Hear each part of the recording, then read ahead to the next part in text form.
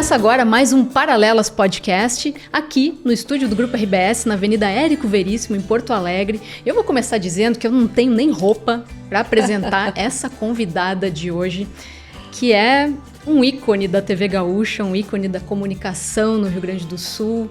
É uma referência para todos nós jornalistas, porque, especialmente para mim, porque faz comunicação com o coração, com a alma, a gente percebe isso. Eu tô até meio nervosa, porque ela tá me olhando aqui do lado.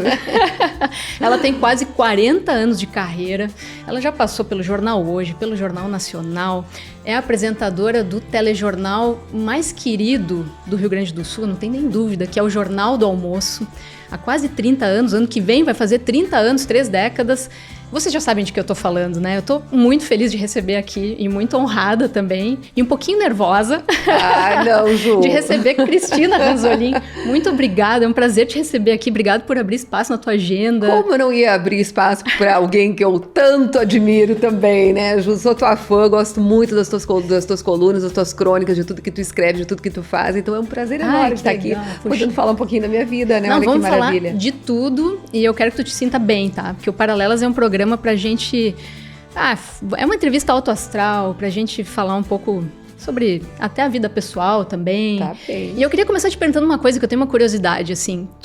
Eu acho que tu poderia estar em qualquer lugar que tu quisesse. Poderia estar vivendo na Itália, poderia estar curtindo a vida, mas tu optou por seguir no jornalismo todo esse tempo e no jornalismo diário, com viagens, com uma rotina super puxada. O que explica isso? Por quê? Por que essa tua escolha? É uma paixão, sabe? Eu acho que realmente é uma paixão. É algo que eu adoro fazer. O meu Jornal do Almoço, eu digo meu Jornal do Almoço, né?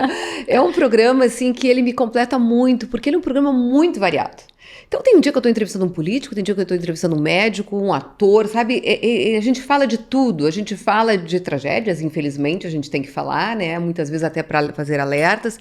A gente fala de coisas boas, a gente mostra exemplos. Então, assim, é um programa que realmente me encanta por essa diversidade, me completa muito, sabe? As pessoas dizem, o que tu quer fazer? Por enquanto eu tô ali, tô bem, assim, tô adorando, enquanto eu adorar eu vou continuar ali. E esse ano foi um ano especialmente marcante, porque o Jornal do Almoço, ele fez viagens, esteve quase todo o estado em festas espalhadas pelo Rio Grande do Sul, e a gente nota, eu já acompanhei algumas dessas gravações externas em Santa Cruz do Sul, enfim, na Oktoberfest. Isso mesmo, nos encontramos. E tu recebe um carinho incrível das pessoas, né? As pessoas querem falar contigo, querem tirar foto, e eu já percebi que tu fica até o fim, até a última pessoa ser atendida, né? Como é que é receber o carinho das pessoas nesses 30 anos? Isso é muito legal, porque quando a gente faz o programa no estúdio, a gente fica sempre imaginando quem é que tá do outro lado, né? A gente nunca sabe quem é que tá do outro lado, como é que as pessoas estão sentindo aquilo que tu tá falando. E tu estás ali, naquele lugar, e as pessoas vêm conversar com a gente, vêm tirar foto, as pessoas estão tremendo, é tão engraçado isso, sabe? Calma, fica tranquila. Isso é maravilhoso, porque daí as pessoas vêm falar de alguma notícia que tu falou, vêm fazer alguma pergunta, vêm pegar meu cabelo pra ver se meu cabelo é de verdade.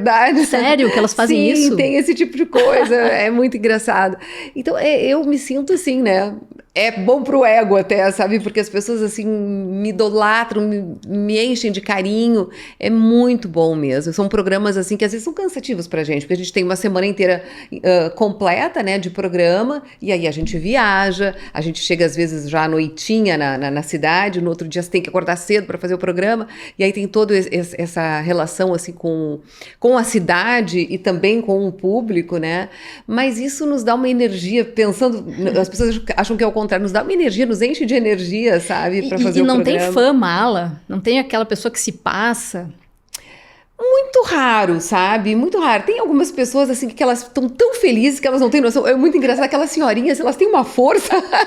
Como assim? Elas te agarram? Te agarram? Gente, elas estão tão felizes e meio nervosas que elas pegam a gente com uma força. Eu e o Marco, às vezes a gente fica rindo até, sabe? Porque é muito engraçado.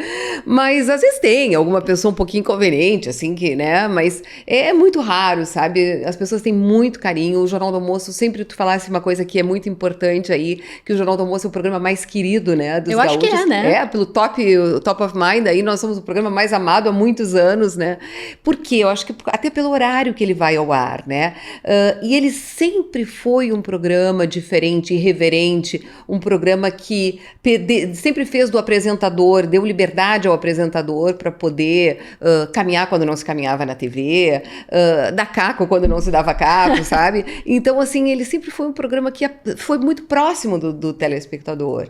Então, acho que é isso que faz dele ser o companheiro dos gaúchos, ainda mais na hora do almoço, né? As pessoas estão em casa com a sua família e a televisãozinha tá ligada ali na gente. E tu tem noção disso, porque tu entra na casa das pessoas, Na casa né? das pessoas. Eu acho que as pessoas te veem como alguém da família. Exatamente, exatamente. A gente teve mais noção ainda disso agora, esse ano, quando a gente fez a reforma no nosso estúdio e que nós fizemos um programa na casa de pessoas comuns, né? Porque quando a gente vai para o interior, a gente vai para uma festa, né? Para essas festas, enfim, para fazer um programa sobre a cidade. Agora a gente foi na casa de pessoas que se inscreveram, que queriam que a gente fosse. Então, na casa de pessoas, assim, comuns, que realmente almoçam com a gente todos os dias. E aí foi incrível a gente saber onde é que elas sentam para nos ver, como é que elas nos assistem, o que elas gostam, sabe? Foi uma experiência, assim, e tanto. Um pouco dessa tua opção pelo jornalismo e por insistir no jornalismo tem a ver com teu pai, Armindo Antônio Ranzolin, que é um nome tão importante, né, para a comunicação do Rio Grande do Sul. Pois então. Qual é o papel dele, a influência dele na tua história? O meu pai e minha mãe sempre me deixaram ser muito livre para eu fazer o que eu queria, né? E eu, desde pequena, sempre dizia que eu queria ser médica. Eu achava a medicina algo incrível e eu me perguntava: o que tu vai ser? Eu vou ser médica. Mas depois, quando eu comecei a refletir, quando eu era pequena, eu adorava quando eu não tinha aula sábado, eu ia com o pai. O pai, na época, trabalhava na Caldas Júnior. E aí eu ia com ele, enquanto ele estava ali, porque ele fazia um comentário ao meio-dia no estúdio. Enquanto ele preparava o comentário, eu descia pelo Correio do Povo, pela Folha da Manhã, pela Folha da Tarde, eu ficava passeando, achava aquilo lindo demais. Depois, quando chegava a hora, eu ficava cuidando no relógio para ir para o estúdio, para ver ele também ali no estúdio, né, fazendo o programa. Adorava ir ao estádio, assistir ele também fazendo as narrações da cabine, não gostava muito de ir gostava mais de ficar ali do que na arquibancada ou nas cadeiras, eu ia de vez em quando nas cadeiras com uma amiga, mas eu amava aquilo. Quando ele levou um gravador para casa uma vez... acabaram-se minhas bonecas, né? Porque aquilo virou... E eu tenho, sabe, que umas fitinhas gravadas lá na minha mãe, assim, umas fitas cassete, que eu entrevisto a família, eu devia ter uns 7 anos. Sério que tu tem isso guardado? A gente entrevista a família, faz brincadeiras e coisas assim, sabe? É muito legal. E eu não me dava conta que aquilo poderia ser uma profissão, eu achava que aquilo era uma brincadeira até, E era né? um tempo em que os jornalistas eram majoritariamente homens, né? Exatamente. As mulheres não estavam tão presentes na redação como estão hoje, né? Não, eram muito poucas mulheres, muito poucas mulheres. E eu me lembro até que o Francisco Antônio Caldas, que era filho do Dr. Breno, ele me via por lá e ele via que eu gostava e ele dizia assim: olha só, tu não vai fazer jornalismo não, hein? Se tu for fazer jornalismo, não vou te dar emprego, ele dizia pra mim. Porque era isso, não tinha quase mulheres, né? Que coisa, como mudou, né? Mudou demais. Hoje nós somos maioria nas redações, né? Não sei aqui, acho que também, claro. Né? E tu não deixa de ser também uma precursora, né? Claro que houve outras antes de ti. Mas no o teu esporte papel... eu fui uma das primeiras, né? No esporte, pois é, tu começou no esporte. Isso, eu comecei no esporte. Quando ainda não havia mulheres. Eu acho que tinha uma repórter de esportes que era a Carmen, que trabalhava no interior em Pelotas, que ela fazia o esporte. Acho que foi a Carmen que foi antes de mim. E tu teve algum episódio de machismo? Algum não, tipo às vezes, de dependendo assim, do local que eu ia. Eu me lembro que eu fui fazer uma vez uma luta do... Como era aquele lutador nosso aqui? Agora e aí tu me pegou. Fugiu o nome dele. Enfim, era um lutador, veio se apresentar no Gigantinho e tal, e todos os repórteres entravam, eu não podia entrar porque ele ficava pelado lá dentro, então mulheres não podiam entrar, só esse tipo de coisa, mas no mais, não tive problema nenhum, não. Eu entrei até no esporte, foi meu primeiro emprego na RBS, porque quando eu me formei, né, que eu fui procurar emprego, era a única vaga que tinha e era a única que eu não queria, porque meu pai era do esporte, eu não queria comparações, né? Então eu digo, no esporte eu não quero, mas daí o diretor de jornalismo me convenceu, eu tinha feito meu estágio pela faculdade na RBS, ele me convenceu porque disse, não, mas tu entra porque é a única vaga que tem, assim que der a gente te puxa para outro lugar, né?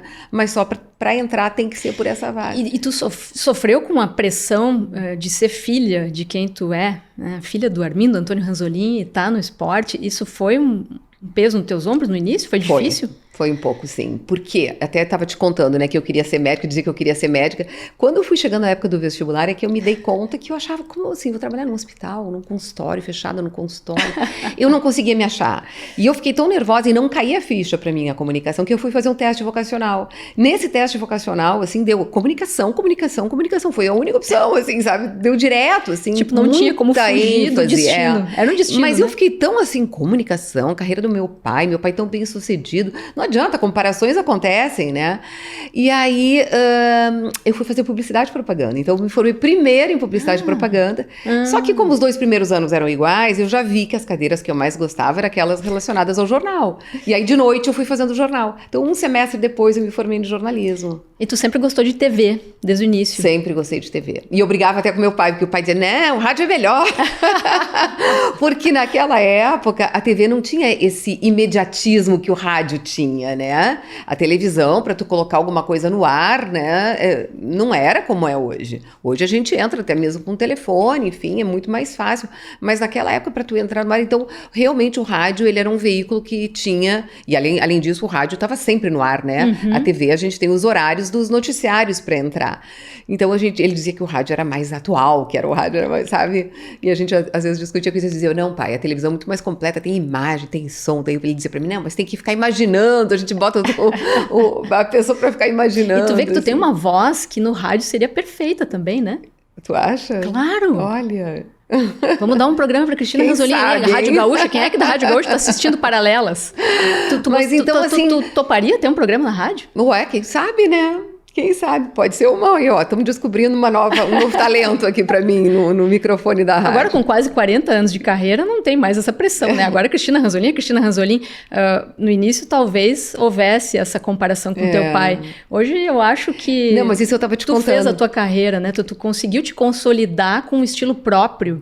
Com certeza, mas isso que eu estava te contando. Então, aí quando eu vi que eu queria realmente, né, entrar para o jornalismo, daí eu entrei de cabeça. E eu, assim, eu tive que ralar muito mais, assim, para provar que eu não estava ali por causa do meu pai, né? Ainda mais que era na mesma empresa, né, que eu trabalhava.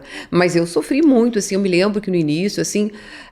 Eu só fui ser a Cristina Ranzolin, meu pai até que dizia, né, depois que eu fui para a Globo.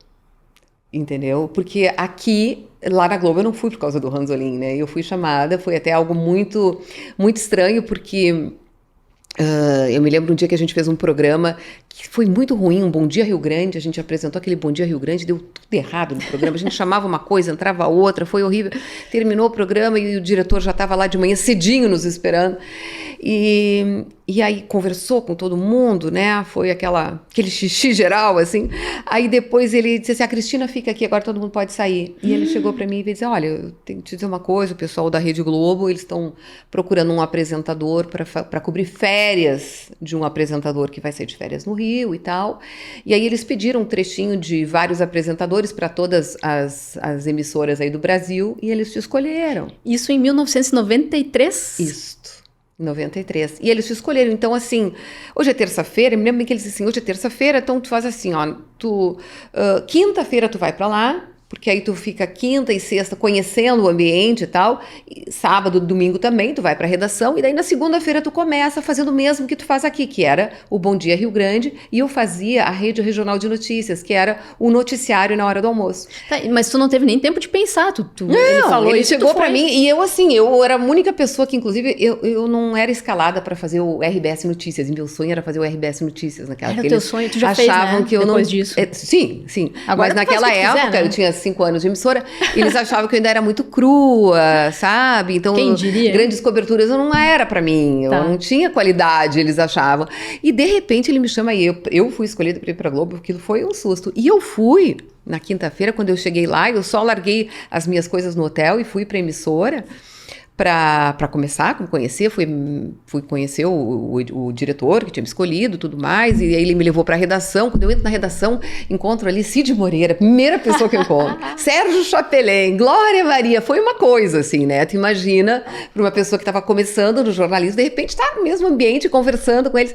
E eu estava ali conversando com eles, quando de repente veio uma pessoa conversar comigo e disse assim, oi, é tu que vai apresentar o Jornal da Globo hoje?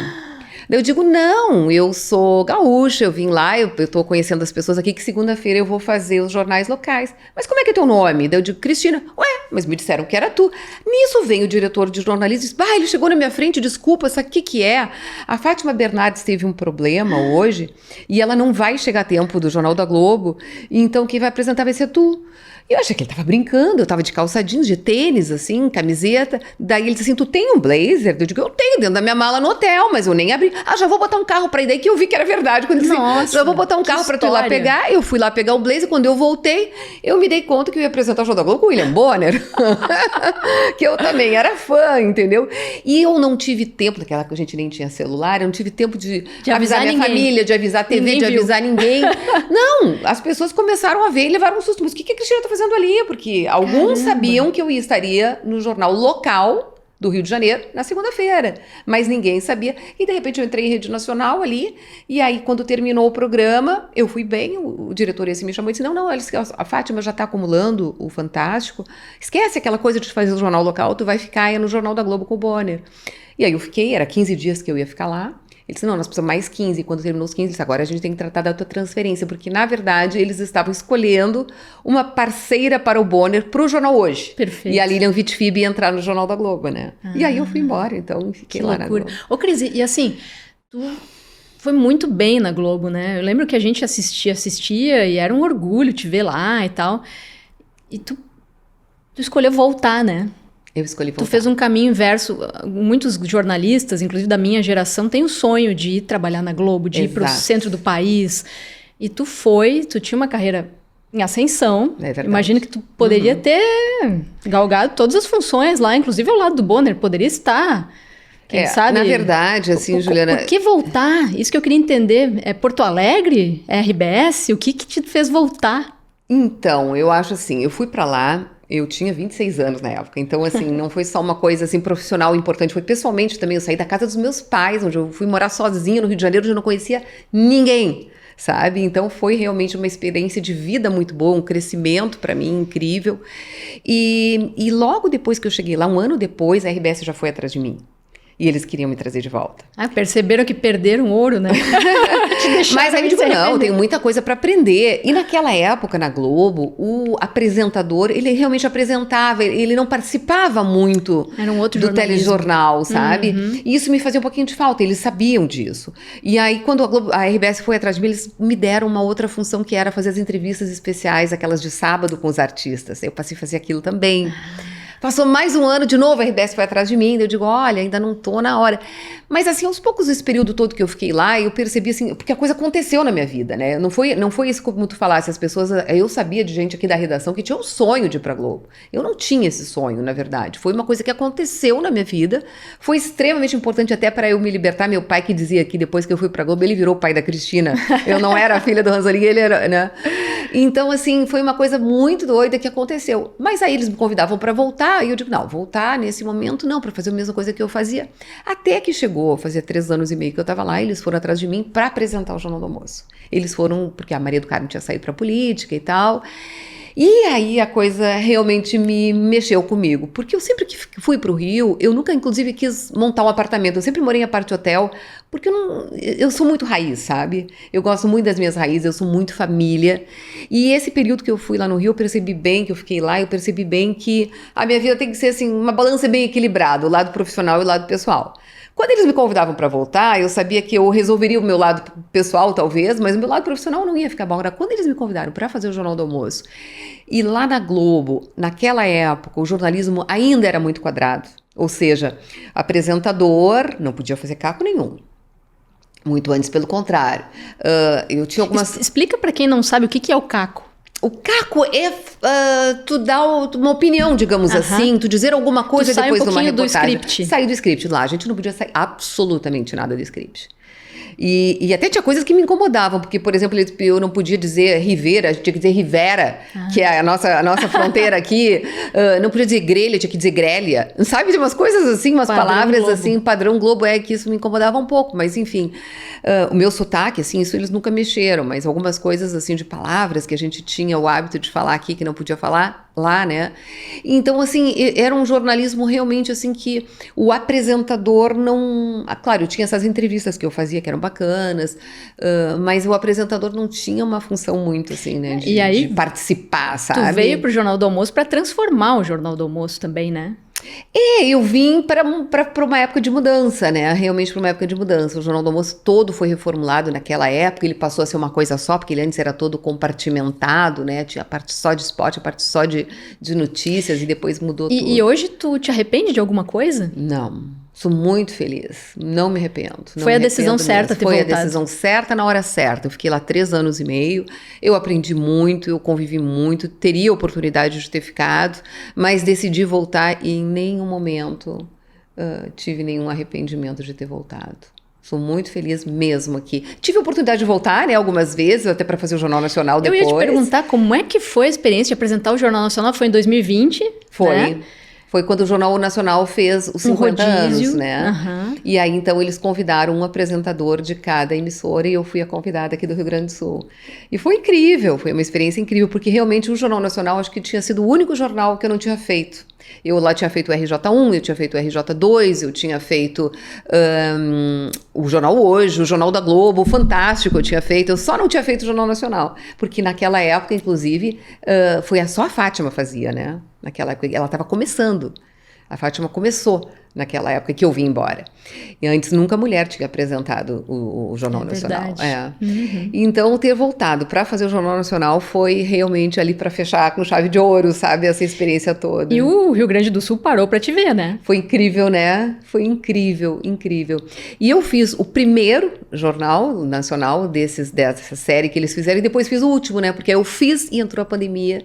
Então a gente ia continuar fazendo e daí depois parou. Tu ainda sente, assim, a perna bamba, sente algum frio na barriga antes de entrar no ar? Tu ainda tem um nervosinho, assim, lá no fundo? Aqui não, mas lá no Jornal Nacional aquele dia eu senti um pouquinho, porque ele é diferente, o estúdio dele, ele é um palco no meio da redação, né? Então as pessoas da redação já ficam ali, já é meio teatro, sabe? Ele tem toda uma coisa diferente, assim, as câmeras são robóticas, então é tudo diferente. Então ali, sim, até a coisa começar, né? A gente foi uns 2, 3 dias antes para poder acompanhar eles também e tal. Então ali sim eu senti um pouquinho de friozinho na barriga, mas depois que começou também já me senti dominando ali, foi tranquilo. Tá, e diz uma coisa, tu repetiu várias vezes que tu é uma pessoa muito ligada à família, muito. E a gente percebe isso nas tuas redes e tal. Como é que começou esse amor pelo Paulo Roberto Falcão, que é um ídolo colorado? Como é que começou essa paixão? Pois então, olha que surpresa, né? Porque eu sempre fui muito colorada e era muito fã do Falcão. Me lembro que quando ele foi pra Roma, me lembro que meu pai me deu o bote, meu pai foi lá pra fazer o jogo, então me deu o bote, eu era jovem, a gente tem 13 anos de diferença de idade, eu e o Paulo. E quando eu voltei, ele era comentarista do Jornal do Almoço, né? E a gente conversava e tal, ali na redação, na maquiagem, e aí foi conversando, e a gente foi crescendo uma amizade e tal, quando eu vi, estávamos namorando. Assim? Foi um ano depois que eu voltei do Rio, exatamente um ano depois que eu voltei do Rio. E estão juntos até hoje. E estamos juntos, casamos depois, né? Namoramos por um tempo, depois casamos, temos a nossa filha maravilhosa. São duas filhas, a Totô e a Kiara, né? A Kiara, sim, é uma querida, né? Só pra explicar, a Kiara é um cachorro, uma Golden, que praticamente fala. Ai, é incrível. Ela é incrível, muito querida mesmo. É minha neta, eu digo, não é minha filha. Eu digo que é minha neta, que a Antônia diz que ela que é a mãe, né? Então é minha neta, mas é muito bom conviver com um cachorro assim em casa, né? Cris, e falando assim, neta e tal, como é que tu lida com o envelhecimento? Super bem. Super bem. Eu tô com 59 anos, não faço quase nada, sabe? Eu faço um botoxinho no rosto. Agora, esses dias até que eu fui fazer alguma outra coisinha e tal, mas assim, eu sou muito tranquila com isso. Gosto muito de fazer esporte, me cuido na alimentação e tomo alguns cuidados, sabe? Mas eu lido muito bem, porque são 59 anos muito bem vividos, sabe? Eu não teria por que esconder alguma parte. Nunca me passou pela cabeça esconder minha idade, alguma coisa assim.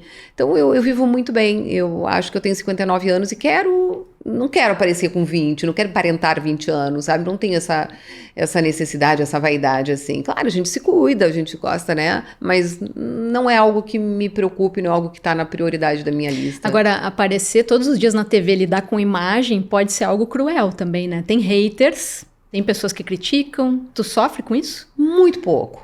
Eu, felizmente, assim, não tenho muitos haters, não. Algumas pessoas de vez em quando botam ali, mas já tá na hora de sair, porque não sei, mas é muito pouco.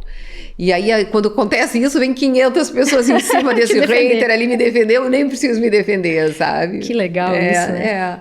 Eu realmente tenho, nas minhas redes, não sofro com isso. E quando acontece alguma coisa, porque às vezes também as pessoas ficam muito ligadas, assim, recebem uma crítica e 99 elogios, e aí fica se pegando naquela crítica, É verdade, né? também tem então, isso, né? Sabe? Tem que tocar pra frente. Tem que tocar pra frente. E falando em tocar pra frente, tu passou por um momento muito difícil na vida, que foi a descoberta de um câncer, né? Como é que foi quando veio esse diagnóstico? O que passou na tua cabeça? Assusta muito, né? A gente receber um diagnóstico como esse, realmente a gente sabe essas coisas, perdi o chão, não sei, realmente é isso. É muito difícil, porque eu nunca tinha tido nenhum caso na minha família. Eu fazia meus exames todos os anos, eu sempre tive uma alimentação saudável, eu sempre fiz esporte, então eu tava sempre naquela linha, assim, sabe, do que eu fazia todo o que era possível para não ter, né? E de repente eu fui fazer um exame e apareceu. E eu tinha ido na minha médica uma semana antes, porque eu sempre fazia assim. Eu já faz um tempo, muito antes dessa história de Outubro Rosa, que eu pego o mês de outubro, porque é o mês do meu aniversário, para fazer um check-up. Porque se a gente não marca um mês do ano, quando tu vê se passaram 2 anos e tu esqueceu de fazer os exames. Então eu tinha sempre isso na minha cabeça, mês de outubro é o mês, antes de chegar aquela loucura de final do ano, é o mês que eu tenho que fazer meus exames. Então todo outubro eu fazia meus exames. E naquele ano, no início do mês de outubro, era a pandemia, né? No meio da pandemia, eu fui na médica, ela me examinou, disse, não, tu tá tão bem que eu nem vou te pedir a tomossíntese mamária, que era um dos exames que ela sempre me pedia. Me fez exame de toque, tava tudo ótimo, e eu fui fazer os meus exames, marquei tudo junto, sabe? Me lembro que era a véspera do meu aniversário, quando eu fui fazer esses exames, não, véspera não, um dia depois, porque eles marcaram no dia, e aí eu digo, não, dia do meu aniversário eu não quero ficar fazendo exame, vamos no outro dia, pode ser? Pode. Aí eu fui fazer tudo, então eu fiz assim, tomografia abdominal, transvaginal, a mamografia, tudo bem. Aí quando chegou na hora da ecografia mamária, eu já estava levantando a mesa para ir embora, quando a médica disse, olha, tem uma manchinha aqui que tu não tinha ano passado, deixa eu chamar outra médica, veio lá a doutora Beatriz, começou a olhar e disse, olha, Cristina, quando aparece isso aqui, eu mando fazer biópsia. Daí eu disse assim, biópsia? Uma biópsia, eu tenho tempo agora, tu quer fazer? Claro, como é que eu vou ficar com essa coisa na minha cabeça de não saber o que é? Aí fiz a biópsia, mas ela demora para ficar pronta, né? E aí? Aí é uma angústia, assim, mas eu saí do exame, já liguei pra minha médica e disse, olha, doutora, tava tudo tão bem, mas apareceu aqui uma mancha, ela disse, não, tu não te preocupa, não vai ser nada e tal, mas daí no outro dia ela já me ligou com outro discurso, dizendo, olha, quando acontece isso, é melhor ir num mastologista, já escolhi um mastologista pra ti, daí eu fui conversar com ele, e ali ele já me disse que era positivo, só não sabia o tipo, porque aí que tem, né, descobri que câncer tem nome e sobrenome, né, tu tem que saber o nome e sobrenome pra saber qual vai ser o teu tratamento. Então, aí demorou quase uma semana para saber qual era o tipo, e aí era um tipo agressivo, era um tipo que tinha uma coisa boa porque ele respondia muito bem às medicações, mas era agressivo, então tinha que fazer um tratamento bem forte, que era 18 quimioterapias, eu passei por 18 quimioterapias, 15 radioterapias, 18 imunoterapias também, e também fiz uma cirurgia, né? Foi uma cirurgia pequena, porque quando as quimioterapias deram muito resultado, então já na metade, assim, não aparecia mais nada nos exames, então foi muito tranquilo, e eu passei extremamente bem, assim, a gente leva o susto. É aterrorizante receber essa notícia, mas eu sempre digo para as mulheres, tenho feito muitas palestras aí pelo interior, não só sobre câncer de mama, sobre a minha vida, mas tem um trecho que eu dedico a isso, porque as pessoas têm muita curiosidade também, né? E eu sempre digo, gente, é assustador, mas assim, é muito mais tranquilo hoje em dia o tratamento, né? Os médicos hoje estão muito bem preparados. Hoje não se faz mais aquela, porque antigamente se dava uma carga de quimioterapia, uma carga de coisa igual para todo mundo, tecnologia né? Avançou, hoje é tudo né? personalizado, então ele já tem mais tranquilidade de fazer um tratamento, inclusive mais leve, né? E tem medicamentos que te protegem também da própria quimioterapia. Eu não perdi nem meu cabelo, né? Pois é, né? Que foi uma coisa raríssima. E Cris, tu teve medo de morrer? Em algum momento? Então, assim, quando tu recebe aquele diagnóstico, te dá um susto, sabe? Assim, gente, e agora e tal, assim, mas aquilo, eu entrei no meu médico, quando eu fui pro médico, ele me disse, eu quero que tu saia dessa porta tendo certeza que tu não vai morrer disso, sabe? Foi a primeira coisa, acho que ele já sabe, a gente não pergunta, a gente fica tão assustada, né? A gente leva um tempo até pra dizer câncer, pra dizer tumor, sabe? Essas palavras, assim, são horríveis. Sim, tem que chegar em casa e contar, deve ser uma barra também, né? Muito. Chegar muito na família e dizer, difícil, olha só. E eu tive uma coisa que me deu muita força no meu tratamento, que foi a minha filha, né? porque eu te disse que eu fui fazer esses meus exames um dia depois do meu aniversário. E no dia do meu aniversário, ela fez aquele carrossel de posts na internet com fotos nossas e tal, e ela botou assim, Dia da Mulher mais linda e mais forte do mundo. E a mulher mais forte do mundo, sabe? Se a minha filha me via como forte, eu ia ser forte, sabe? Então eu fui muito forte, sempre que eu ia pensar alguma coisa negativa, eu me via que não, eu sou forte, eu sou forte. Tu te emociona minha filha, falando me disso? Me emociono mesmo, assim, porque foi realmente, assim, o que sempre me deu força, assim, no meu tratamento. E eu falando na minha filha, né, e assim, por outro lado, a coisa mais difícil que teve pra mim foi contar pra minha mãe, sabe? Porque eu sou mãe e sei que a gente sofre muito com os filhos, né? Então, contar pra minha mãe, na época o pai já estava doente, a mãe já tinha um fardo, sabe? Uma preocupação muito grande ali. Foi difícil. E eu contar pra mãe, assim, eu me preparei, eu me lembro que eu saí foi quando eu saí da ressonância que confirmou o tipo, e que era só ali também, porque quando tu recebe essa notícia, tu já acha que tá com o corpo tomado de câncer, né? Essa é a coisa que vem na tua cabeça. Aquela dor de cabeça que eu tinha, então já deve ser na cabeça, sabe? Aquela coisa louca. Então, até que as coisas se esclareceram, todas, assim, pra mim, daí eu fui lá contar pra mãe, me preparei, o Paulo foi comigo, e quando eu cheguei, eu disse, amor, eu vou contar bem direitinho pra ela, eu tenho que ser bastante forte. Quando eu cheguei, que eu fui contar pra ela, eu desabei chorando, eu não conseguia falar, sabe? Tudo ao contrário do que eu tinha imaginado fazer. Mas a minha mãe foi extremamente forte, sábia, e ela disse uma coisa pra mim, minha filha, calma, eu tenho certeza que tu vai passar muito bem e tu ainda vai inspirar muita gente. E é o que acontece hoje, né, é o que Cris? acontece. Os médicos vêm me dizer. E acho que o teu papel também é importante na prevenção, para as mulheres se darem conta de que não pode deixar passar, tem que fazer os exames preventivos. Tem que e mesmo fazendo, né, tu tá sujeita, sabe? Até agora, uma coisa que eu sempre digo que as pessoas dizem, tu fez tudo isso, tu foi saudável, não sei o que tu teve. Mas eu acho que também foi essa saúde que eu acumulei durante os anos que me ajudou a passar muito bem no tratamento, sabe? Sem dúvida. E passei bem mesmo. Eu tenho que te dizer assim, eu não tive um enjoo. Eu saía da quimioterapia, porque como eu fazia a sessão, eram 2 quimioterápicos, e era também a imunoterapia junto, e eles fazem assim, são bolsinhas de soro, né? Então tu começa fazendo ali um anti-enjoo, um remédio antialérgico, uma cortisona, daí depois que vem a químio. Então minhas sessões chegavam a durar 8 horas, as primeiras, assim, aqueles iam mais devagarinho, botando mais devagarinho. Então eu saía de lá um pouco cansada, ia pra casa, dava uma deitadinha, mas de noite eu já tava jantando, outro dia eu já tava trabalhando e na academia. Pois e eu acho que, desculpa ter te interrompido, mas os teus colegas também foram importantes, né? Porque a gente percebe, eu não sei se eu tô errada, tá? Aí tu me corrige, mas parece ter uma sinergia tão boa nessa equipe do Jornal do Almoço, e especialmente tu e o Marco. É verdade, o que a gente vê na tela é real? É assim na vida real? Na verdade, eu acho que o Marco não estava ainda naquela época. Ele não estava, ele veio depois. Ele veio depois, ele fazia o tempo naquela época. É verdade. Ele fazia o tempo. Mas tem essa sinergia? Tem, sim. Nós somos uma equipe super unida, né? E te ajudou, né? Sim, isso ajuda. O trabalho ajuda. Eu me lembro que quando eu contei na RBS que eu ia passar por esse tratamento, que eu recebi esse diagnóstico, a primeira coisa que me disseram assim, esquece o trabalho, vai pra casa, se tu precisar ficar 6 meses, 1 ano afastada, fica. Eu digo, como assim? Tu não quis? De jeito nenhum. Eu não, quero levar minha vida normal, quero seguir minha vida normal. E eu tenho certeza que isso me ajudou muito. Porque se tu vai ficar só pensando no tratamento, sabe, não é viver, tu tem que continuar vivendo. Tem que levar o tratamento a sério, mas continuar vivendo em vida normal, vida que segue. E é possível, sim, né, fazer isso. Essa tua força é incrível, né? E eu queria te dizer que na enchente de 2024, maior catástrofe climática da história do Rio Grande do Sul, aquele drama todo, eu fiquei muito impressionada porque tu, como apresentadora do Jornal do Almoço, tu poderia ter ficado no estúdio, apresentando de lá e deixando os repórteres na rua, os repórteres colocarem os pés na água e tal. E não, tu foi pra rua. Tu foi muito forte ali, eu acho que foi também uma líder para a equipe, e tu usou a tua imagem para ajudar o Rio Grande do Sul. Com a tua força, da tua imagem, tu trouxe solidariedade, mobilizou as pessoas, e a gente via que tu entrava na água, tu ia com as pessoas que estavam lá na lama. Sim.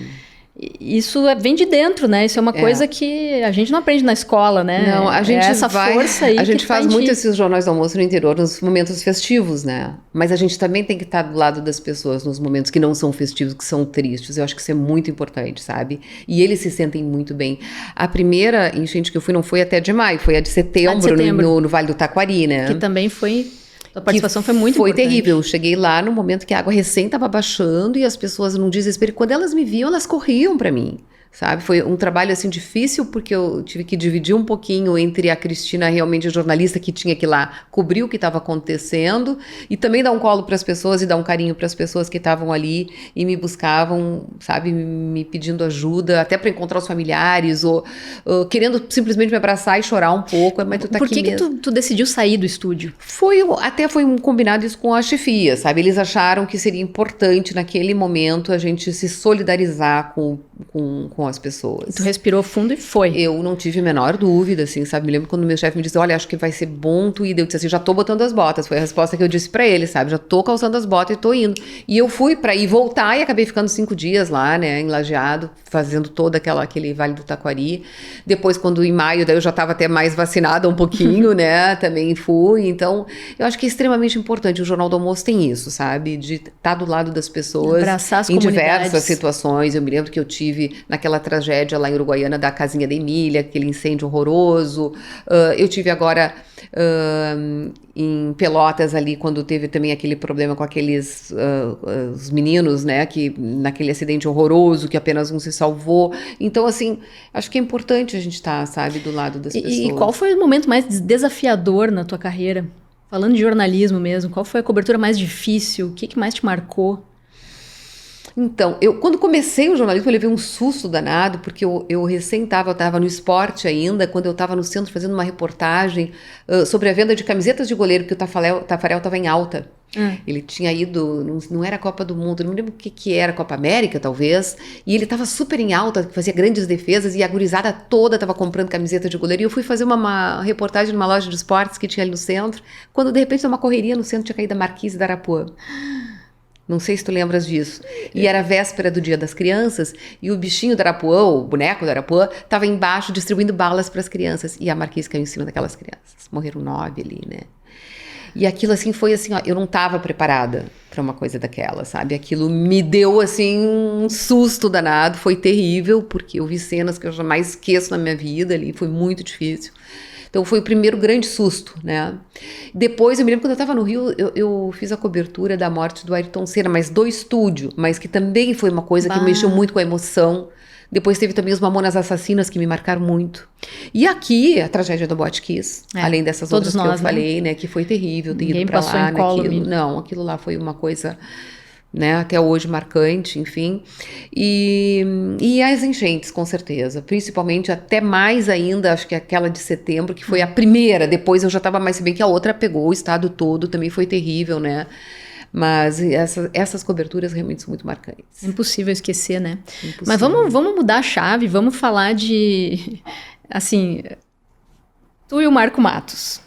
Marco Matos, a gente percebe que ele te admira, te respeita, e tem uma brincadeira entre vocês. Isso ali é verdade? Ou é só na frente das câmeras? Como é que é? Não, a gente brinca mesmo, tanto que às vezes a Dani, que é a nossa editora executiva, que fica lá em cima, ela fica nos chamando, parem de falar bobagem no estúdio, que os microfones estão abertos.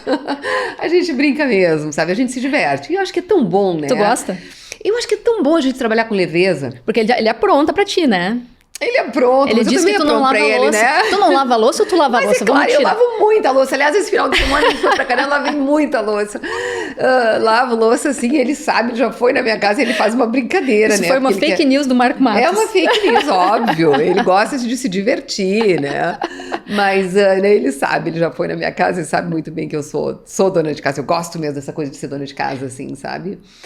Tenho pessoas que me ajudam, não preciso fazer isso no dia a dia, mas, assim, fim de semana que a gente vai pra praia, que vai pra coisa, eu gosto de ir, assim, só em família mesmo, e a gente faz de tudo e é bom demais, né? Tu lava a louça, lava a roupa, cozinha, tudo? Lava roupa não, lava louça sim, cozinhar de vez em quando, gosto de arrumar minha casa, sabe, gosto de ter as coisas, de ir no supermercado, escolher as coisas, gosto desse tipo de coisa. E os memes? Porque Cristina Ranzolin é uma fábrica de memes. Sim, Curto muito isso, assim, levo super numa boa, sabe? Porque acontece, a gente tá no ar, gente, com tanta coisa envolvida naquele momento, as coisas acontecem, né?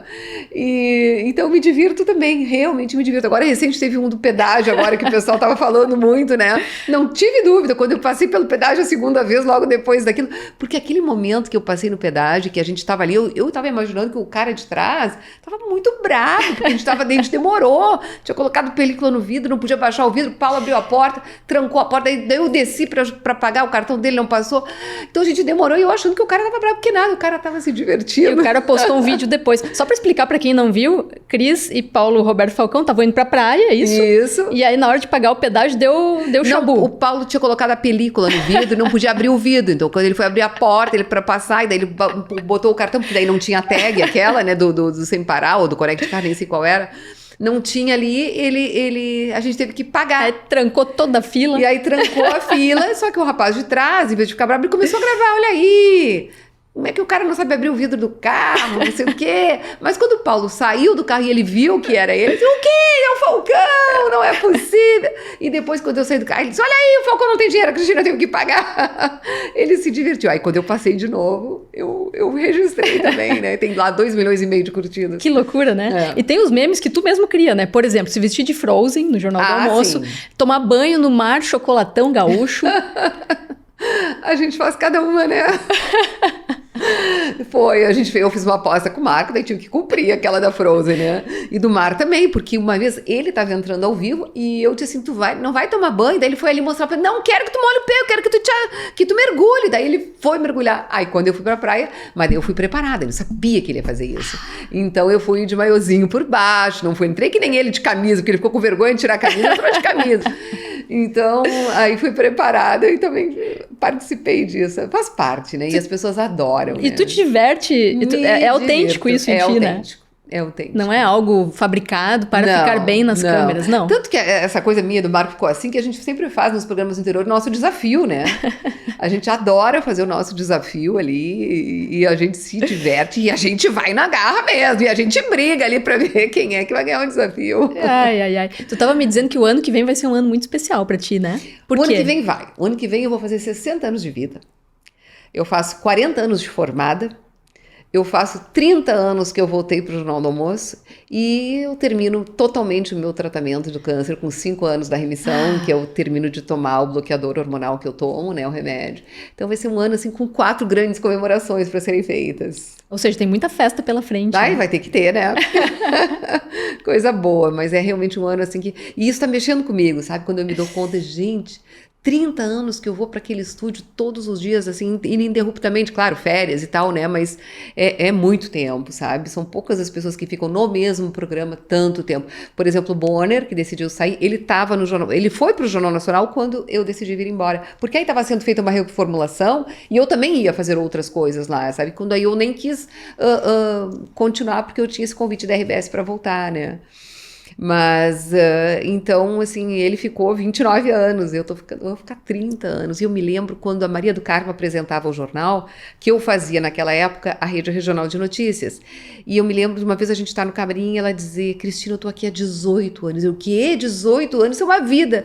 Eu tô há 30, gente, eu vou fazer 30, né? Tu tá há 30 e não pensa em parar, né? Pois então, isso é uma coisa que a gente tem que começar a pensar, né, também, assim, sei lá, eu acho que chega um momento que a gente quer ser um pouco mais dona do nariz da gente, poder fazer algumas coisas, né, tem tanta coisa, sabe que meu pai foi uma pessoa que sempre dizia assim, quando eu me aposentar eu vou fazer isso, quando eu me aposentar eu vou fazer aquilo, e acabou que quando ele se aposentou ele não tinha mais saúde, né, então a gente também tem que pensar nisso. Eu realmente sou muito feliz no que eu faço, isso faz parte da minha vida, o Jornal do Almoço, né, mas também tem outras coisas que são boas, né, viajar, eu adoro viajar, uma das coisas que eu mais gosto nessa vida é viajar, e 30 dias de férias acaba sendo pouquinho, né?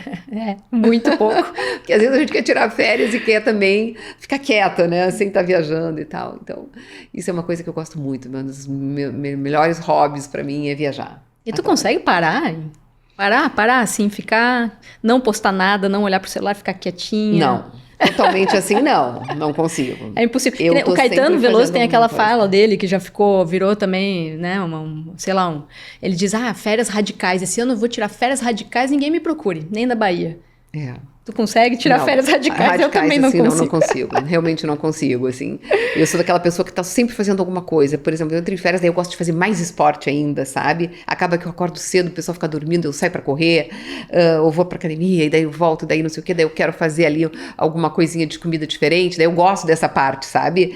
Eu acho que relaxa a cabeça, mas a gente continua fazendo outras coisas, né? O que tu cozinha? Qual é o teu grande prato? Eu gosto de fazer risoto. Risoto. O que eu mais gosto de fazer são risotos, assim, esses risotos que aprendi, assim, essa receita bem italiana, assim, então é o que eu mais gosto de fazer. A Itália é maravilhosa, né? Tu com o rei de Roma, então deve ser. Vocês estão sempre lá, né? A gente vai bastante. E o Falcão é muito bem quisto lá ainda, Nossa, as pessoas chamam ele de divino na rua, Ainda acontece, é uma né? coisa muito doida, assim, muito doida. Eu me lembro uma das últimas vezes agora que a gente foi, que nós fomos ali no Trastevere, estávamos procurando um restaurante e não achávamos, aí nós chegamos num guarda, né, para perguntar onde era. Quando ele olhou pro Paulo, ele parou assim, ele começou a chorar, porque o nome dele era Paulo Roberto.